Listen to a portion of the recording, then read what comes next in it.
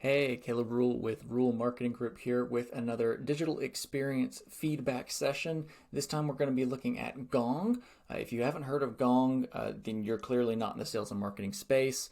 This is a company that's definitely been making some moves. Great seed round. I think it was Series E back in 2021, valued in the billions. And honestly, I see salespeople recommending them all the time on different threads on LinkedIn. But what I wanted to do here was, just like we did for Chili Piper in another video, and we'll do for some others moving forward, wanted to take a look at just a few different places on the buyer's journey and the digital experience side, and just kind of see where it might be doing well, where it might be falling short, and approaching it from the mindset of a B2B buyer, again, with my experience well over a decade. And I've been in the situation where I have evaluated companies like Gong. Gong has actually been on my initial consideration list at different times as well. So I am familiar with the company, but let's go fresh. We'll actually start with the Google kind of search results. If I just search Gong, they have a pretty strong market presence. And again, I just mentioned LinkedIn. Not going to cover that here, but I will say one component of that experience is what are people recommending, right? And the people that I'm connected to on LinkedIn, there are some sales folks in that group. Side note, if you're in marketing and you're not following salespeople on LinkedIn, very much you're missing out on a great chance to learn and to get a better sales mindset. Anyway, that aside, I do see Gong though. Hey, what tools do you love? And I see Gong consistently up there among the winners. So that would factor into my buying process. I'm not going to be able to show that to you here because I'm in incognito. I'm not logged into LinkedIn, but thought I would note that it is a plus for Gong, right? And again, not affiliated with them at all. They don't know that I'm doing this. They're probably like, who the heck is this Caleb guy? And not throwing stones on if I mention anything negative. But hopefully it will get you thinking maybe about your own digital experiences that you are providing to your customers. So let's take a look at Gong. They are doing defensive buying. Looks like through Google Ads, there's only one ad being shown, so I'm not going to click on it, obviously. Revenue intelligence platform, nice. Call recording software. So you kind of get the gist even if you're just scanning what the headlines are in these search results. So that's nice. What does Gong do? What does getting the Gong mean? So obviously with a short name like Gong, can be used in a multitude of ways, but let's see, what does Gong do? Coming straight from their FAQ platform. So excellent, right? They have more search coverage coming from there. Obviously with images and stuff, there's, what are you going to do with this, right? But who owns Gong? You get some search results that apply to the company. It's going to be broad. That just kind of comes with the turf. They know that, of course, but it's fine. If you're looking up for Gong, you're going to get the homepage. You're going to be able to go right to it. So I think it's fine. If I look on G2, Gong is obviously here. I only see a couple of other competitors, GTM Advisors and then 5 Minutes AI. Not sure why those are listed here. I don't know anything about them. But if I look at the categories, I see conversion intelligence, or conversation intelligence, sales coaching, sales analytics, exactly what you would probably expect. Not sure if there's one or two more categories they could have, but this seems about right. And then, look at that, almost 5,000 as we switch over. Social proof, runs amok, right? So I think that does a good job. This bumps slightly against the label. Extremely minor quibble, obviously, but I would move that text up slightly. Maybe you could have something here as well, which is pointing to requested demo, or maybe just try to get them to the website as well. But again, minor. I like this. So I like the use of the official download section here. Not because, hey, you have downloads, but because of how they've done it. So here, if I'm scanning as I scroll down the page. The purple obviously jumps off the page. That's their brand. They do a great job of sticking to it. But the big text gets my attention immediately, right? Revenue intelligence, ride shotgun with any deal, how Gong became Diligent's MVP by increasing close rates by 7.4%. Bam. 3.5 seconds. I'm more convinced that Gong is a strong tool. And then I have these user ratings off to the right, 999 out of 10. Excellent. I scroll down. I mean, look at that, 5. That's ridiculous. Not seeing replies to reviews. Now I say that and I see, March 2nd, February 5th. Okay, so it's sorted differently. But, that would be nice to see that responsiveness. Now, considering there's almost 5,000 reviews, that might be a bit of an ask, but maybe starting with some newer ones and showing people, hey, we're listening, we're responding, not just to any negative ones, but also to positive ones. Just a small way to kind of connect a few dots and say, hey, we're really doing a great job here. But overall, of course, Gong is one of the standard bearers when it comes to in the SaaS space, especially with their G2. So bravo for that. So let's pop over to the website. And whoops, you'll see that I obviously have been here before. And one of the first things that I see, obviously, with all the purple is I have this chatbot in the bottom right. You actually probably have not unseen the tabs up at the top that are doing new message, new message. So I'm going to glance through those real quick. Looking to stop losing winnable deals. It's a little aggressive, I think. I like it because I think it gets to the point, and it certainly goes with what is on the homepage and the messaging that they have out there. I don't like the chatbot though because it popped up basically immediately upon the page load. With chatbots, I prefer to wait 7 to 10 seconds after the page is loaded to let the user actually get to the page, look at the headline, start letting their eyes go. Otherwise, it's page load, ding, and you're pulling them away from the headline, from where you're trying to draw their attention. And so it can actually be a little bit of an annoying experience. So I prefer to delay the chatbot load if you're going to deploy something like that. So I'm going to X out of that. If we actually pop over to homepage, we'll just X out some of these. And they're different, right? And we'll come to this. Spoilers. This is the revenue intelligence assessment. So I actually did click around a little bit. So if I scroll down, I'll show you what I mean. So get a live demo, request pricing, take a platform tour. Cool. Seems to be the 3 things that you would be looking for with a tool. So I would want to take a platform tour before I do the other 2. I understand why it's maybe listed on the right, but I would potentially take a platform tour on the left instead and put request pricing on the right, because you have to assume if somebody's coming to your homepage, they're not necessarily at a high buying intent stage yet. If they're on a pricing page, maybe it's a higher buying intent. So at this point, I might rearrange this. But if I click this, take a self-guided tour to see Gong in action. Now, that to me feels like an unnecessary barrier. I don't want to necessarily give you my email address. If I'm convinced enough, there's an if-then statement here, right? If I am convinced that I really want to dig deep into Gong and spend that time, then I might give you the email address. But I also know you're probably going to sales nurture me. And as a B2B buyer, I don't really want to be nurtured. Leave me alone. I would much prefer something interactive that I could deal with online on my own, and then maybe reach out to request more of a live demonstration. Give me something to work with here. So that to me would be a little disappointing if I clicked that and that's what came up. Is the same thing what happened? Yeah, so it's going to be the same for all 3, isn't it? Yep. Short form at least, but I will say with pricing, and I'll spoil this as well. This is their pricing page. It doesn't have pricing. Not really a fan of the typical meme of SaaS pricing pages not actually having pricing. In this case, it's just book a demo.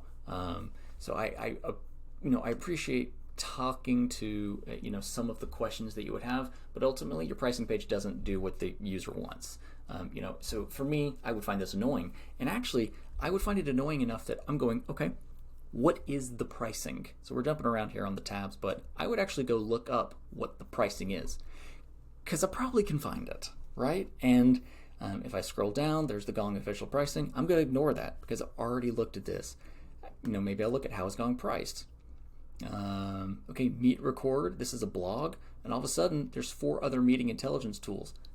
I may not have been looking at any or all of these tools, but if I click to this blog now, I suddenly have new competitors against Gong in my consideration set that have entered because Gong let me go. If I was looking at Gong's pricing, Gong has, their website's lack of transparency around pricing has led me to other options.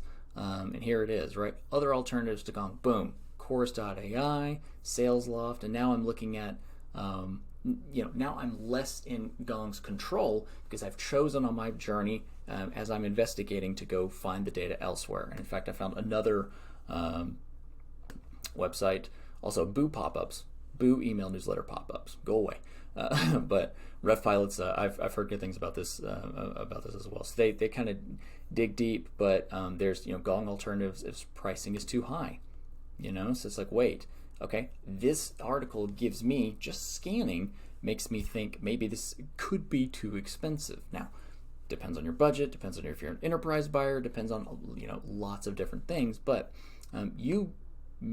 because Gong's pricing page does not actually tell you pricing at all, because it's custom, that tells me 2 things. Number 1, it's going to be a cumbersome buying process with friction at multiple steps. Number 2, Gong has already pushed me away by finding other competitors, and maybe I'll find a more frictionless, seamless experience to get the information that I want. Because if I, as a buyer, am going to try to champion a tool, and especially one like this within an organization, I'm going to need all the information I can get up front. And the more I can get on my own, the faster I'm going to be able to go to bat. Now, I would still probably meet with the sales team at Gong or at another company to get information and questions and well equipped before I sold, internally up to a CMO or even more importantly, the CFO. And in this case, maybe it's a sales-led initiative that's being taken on. So caveats apply, but I do think just SaaS companies in general this mistake happens, right? You have a pricing page and you don't give pricing. What's the point? What's the point? Would just be my question as a buyer.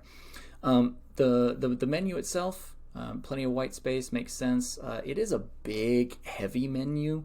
I'm not sure I would know where I want to go. This looks fascinating to me. The What's Your Revenue IQ, which is the Revenue Intelligence Maturity Assessment.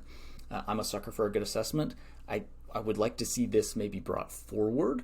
Now, with the caveat, right now we don't know how they're deploying this assessment. But I will say, if I come to the page and I'm in Google Chrome and an incognito window, this is showing up as white text on a white background for some reason. Could be because I'm on an old Mac. Who knows? But so that's a little odd. But this is just kind of a standalone page. So if I click Get Started, what happens? I haven't actually. So here you go. I like this. I do appreciate a good assessment. It can also just very interactively convince me that, hey, I actually have a gap, and it'll help you identify a pain point. Now, my question would be, if I get to the end of this, so I'm going to pick a few. I'm not going to get to the end though, because I don't want to skew anybody's data. So if you're at Gong and you see this and I've shown up in your system, I apologize. So how many questions do I have? Now I will say I don't know how many questions I have to answer. Oh no, we have a progress marker, so no, we're good. Let's see how you did. Okay, so that's what I was afraid of. I would ungate this. I think it's unnecessary. I'm on your website. You're going to be retargeting me. Your chatbot could even take this and provide a message based on if this assessment redirects to another page, and you could have a URL rule that then causes the chatbot to fire a different message entirely. But I've only taken 10 questions. I'm not invested enough to have to give you my email address to find out what you did. I know you're using this as a sales tool, so I would argue that this is not the most customer-centric use of this assessment, even though I love the idea of what the assessment can provide, and I actually would pull this assessment forward on the website. I think it's buried right now. It's under, what is it, resources, and it's at the bottom. It doesn't stand out at all. I do wonder if there are other places where the assessment could be used. It may be used in a few other places, to be fair. I haven't gone to every single page on the site, but again, this is my quick hitting, not gone through the website before, take as a prospective B2B buyer looking at this, and I do feel like maybe there's a couple ways that it could be improved. But overall, if and again, no affiliation with Gong whatsoever. I don't know anybody there, or at least I don't think I do. Maybe I should check LinkedIn. But overall, look, Gong has a strong brand. The purple certainly jumps off the page. They're growing by leaps and bounds. They are doing well in terms of word of mouth advertising. So, but hopefully, looking at even a market leader's website and kind of digital presence, you can see a few things that maybe you'd like to have, or a few traps that you have fallen into yourself. Obviously, with the pricing page, that's kind of a miss, I think. The assessment page, I think, the white text on white background aside, that could be my machine for all we know. But it is, I think assessments can provide. It's not seeking to provide the value because it's gated right now, and I think it's unnecessary. There's a whole debate around that. I do think as well on this homepage, I love some of the interactivity as you scroll down, but I don't actually see social proof until here, which I think is fine. It kind of makes sense in the user flow. I would like 9.3 out of 10 versus 4.7 out of 5 because that's a little jarring, but again, minor detail.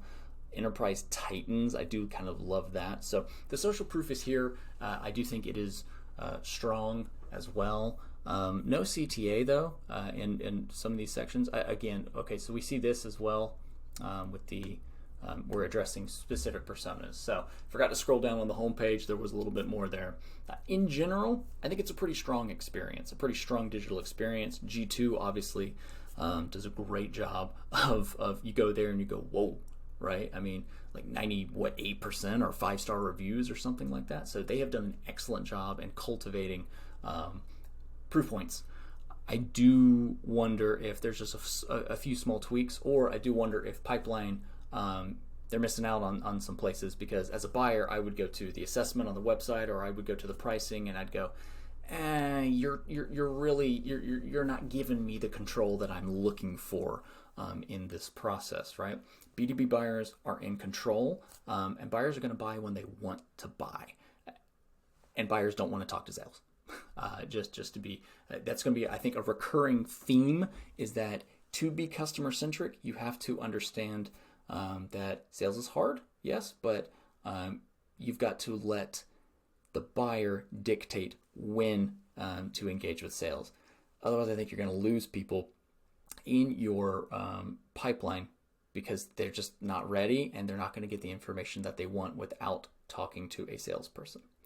So hopefully you found this interesting. If you haven't heard of Gong, check them out, gong.io, well worth a trip. And I'm Caleb Rule from Rule Marketing Group. If any of this sounds interesting, you want an assessment, a far more in-depth assessment than something high level like this, hope that you will reach out, ruleyourcompetition.com or Caleb Rule on LinkedIn. I am very active on the platform. Thanks so much for watching and listening. Let me know in the comments below if there's other companies that you'd like me to look at or suggestions on ways to improve this sort of video content. And I look forward to the next one. Talk to you soon. Thanks.